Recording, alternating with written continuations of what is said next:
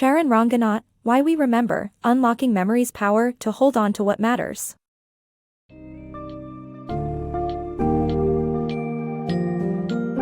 In Why We Remember, Unlocking Memory's Power to Hold On to What Matters, Charan Ranganath delves into the intricate mechanics of how our brains process and retain memories amidst the relentless influx of information. This book's summary explores key topics such as the cognitive processes behind remembering and forgetting, the structure and types of memory, and how we can enhance our memory retention. Through an engaging exploration of mindfulness, the role of episodic memory in mental time travel, and the power of techniques like chunking and schemas, Ranganath demystifies how our brains filter vital information from the mundane. Readers will discover how memories are not only crucial to personal identity but also influenced by social interactions, and how error-driven learning can transform mistakes into powerful cognitive growth opportunities. Prepare for an enlightening journey into the depths of human memory, unveiling insights applicable to both everyday life and extraordinary feats of recall.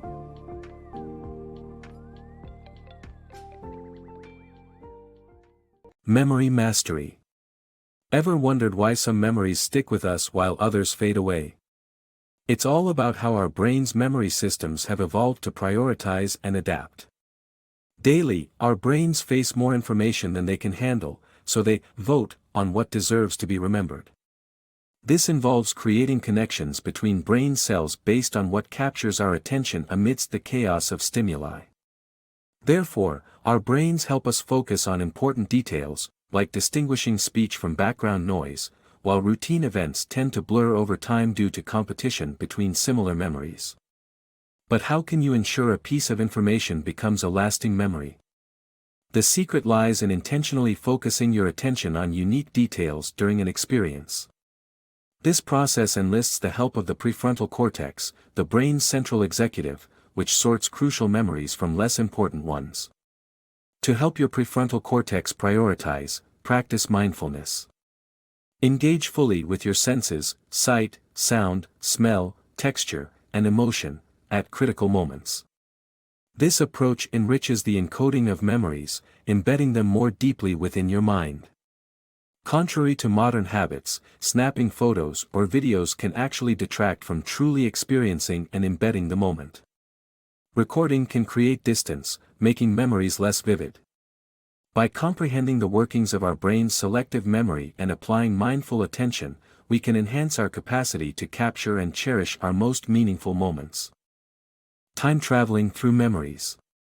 Picture yourself on a nostalgic stroll, the aroma of roasting chestnuts whisking you back to a cherished evening in Paris. Through the magic of memory, moments past resurface, bridging vast distances and years. This remarkable mental time travel is a hallmark of our cognitive prowess, driven by the intricate workings of the hippocampus within our brains.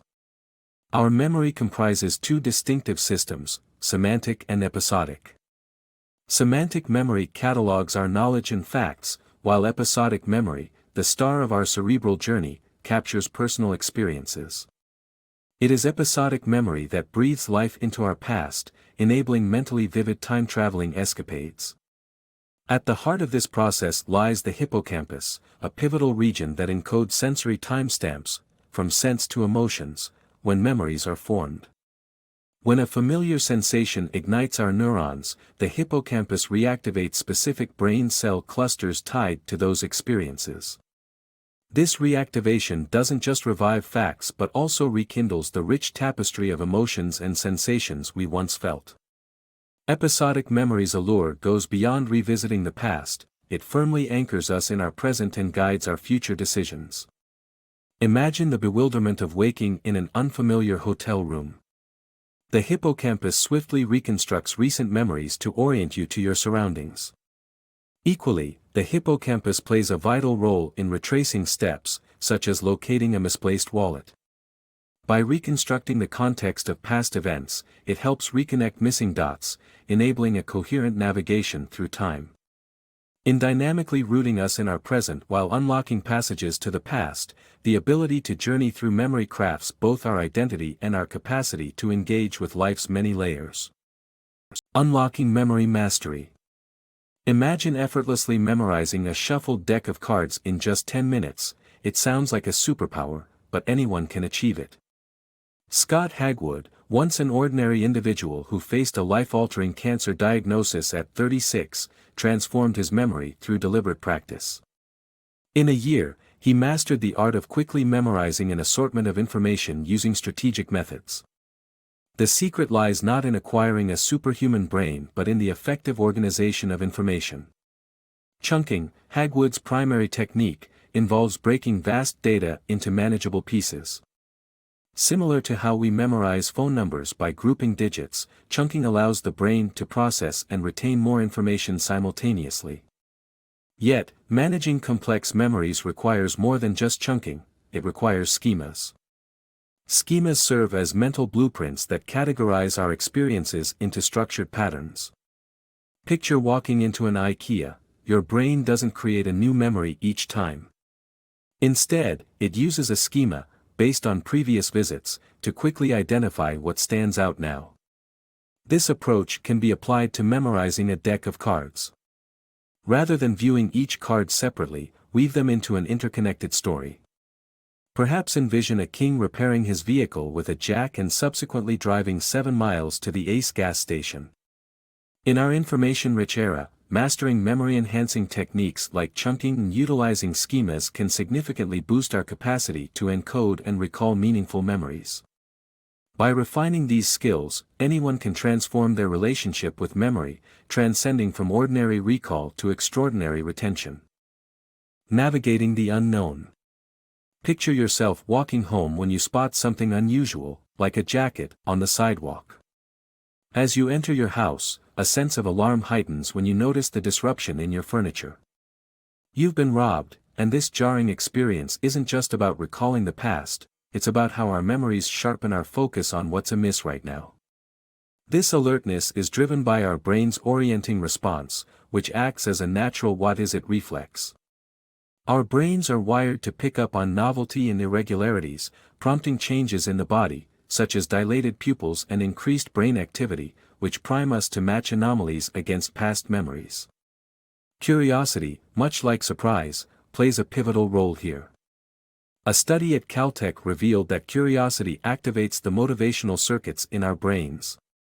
When people faced engaging trivia questions, not only did they remember the answers better, but they also recalled unrelated details encountered in this curious state. However, curiosity about the unknown is a delicate balance. Too much uncertainty can stir anxiety, as our hippocampus detects mismatches between current experiences and stored memories. When the gap grows too large, the world seems fraught with dangers instead of compelling puzzles to solve. We encounter a choice in how we respond to the unfamiliar. Do we shrink back, letting fear dominate, or do we cultivate a patient curiosity?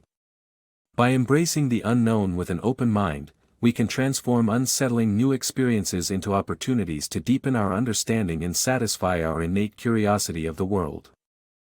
Memory's malleable nature. Remember that time you wandered off in a shopping mall? Now, imagine diving into your memories to tweak and reshape them. This concept, often seen in science fiction, is akin to how our minds actually work. When you recall an event, you're not just replaying, you're actively editing, weaving past and present into something possibly quite different from the initial experience. Interestingly, memories can even be fabricated. Psychologist Elizabeth Loftus's Lost in the Mall experiment illustrated this by crafting fictional childhood stories for participants, including one about getting lost in a mall. Many participants eventually recalled this imaginary event vividly, populating it with details that matched the false narrative. Loftus's work uncovered a surprising truth: false memories can be implanted, raising critical issues for legal systems that rely heavily on eyewitness accounts. However, memory isn't entirely a patchwork of lies. While susceptible to suggestion, our memories aren't inherently unreliable. Research indicates that susceptibility to false memories varies among individuals, and context plays a significant role in memory retention. For instance, in therapeutic environments, the therapist-patient relationship can significantly influence what is remembered. Despite these vulnerabilities, many trauma survivors maintain consistent, accurate memories of their experiences, recounting them without suggestive prompts. This nuanced view of memory is crucial, particularly within the Me Too movement and other arenas where memory reliability is contested. We must approach memories with an understanding that embraces both their potential for alteration and their capacity for truth, especially when addressing traumatic events. Rejecting a simplistic view of memory, this understanding challenges us to appreciate its complexity in our lives, whether at work, school, or personally. Learning through mistakes. Embrace mistakes as essential tools for learning. Consider, for example, a college professor initially apprehensive about teaching remotely during the COVID-19 pandemic. Inspired by his own research on memory and his daughter's struggles with online learning, he replaced traditional tests with weekly open-book quizzes. This innovative approach proved transformative. 85% of his students reported these quizzes significantly aided their learning. Why was this method so effective? It harnessed the brain's powerful error-driven learning mechanism, which emphasizes actively retrieving information from memory rather than simply absorbing it. During quizzes, students worked to activate the corresponding memory networks, known as cell assemblies. Succeeding reinforced these networks, while failing highlighted areas needing improvement and prompted neural updates that strengthened memory. This error-driven learning process underscores the value of confronting failures, seeing them as vital for mastery. By reimagining challenges and errors as integral to the learning journey, we can foster environments that promote experimentation and personal growth, whether in educational settings or wider life. Memory's social tapestry. Our memories, while deeply personal, are profoundly influenced by our social interactions. From childhood, family discussions about shared experiences shape how we perceive and recount our lives. For example, teenagers who reminisce with their families often display better mental health, suggesting that such interactions significantly impact how children's memories evolve. Social dynamics introduce complexity into memory formation. In groups, dominant voices can cause collective memory to be less accurate than individual recollections, a phenomenon known as collaborative inhibition. Imagine discussing a movie where one friend continuously criticizes an actor. This might overshadow your own memories of other performances. On the flip side, collaborative facilitation occurs when group members appreciate and integrate each other's perspectives, enhancing collective memory beyond what one person might achieve alone. Long-term partners, for instance, develop strategies to maximize their mutual recall abilities, sometimes aiding individuals with memory impairments in problem-solving tasks. However, as memories are shared within social networks, distortion can occur. Errors can propagate, reshaping stories and often highlighting negative elements over positive ones, such as recalling a politician's corruption rather than their efforts to reduce it. This highlights the difficulty of preserving accurate collective narratives. Yet, by valuing diverse viewpoints and immersing ourselves in varied experiences, we can resist the homogenizing tendencies of group memory and nurture more vibrant shared stories.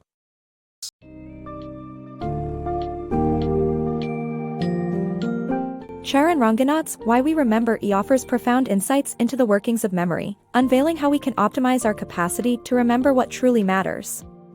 Key takeaways include the transformative power of focusing attention through mindfulness to solidify memories and the intriguing duality of memory types which enable us to both revisit our past and inform present decisions. Emphasizing strategies like chunking and utilizing schemas, Ranganath sheds light on how structuring information affects memory enrichment. The book also highlights the influential role of social interactions on our memory, showing how collective memories shape our narratives. Moreover, by embracing mistakes as learning opportunities, we can reinforce knowledge and strengthen cognitive frameworks. This summary invites readers to apply these lessons in enhancing memory for personal and collective storytelling, ultimately enriching the texture of our lived experiences and understanding of the world around us.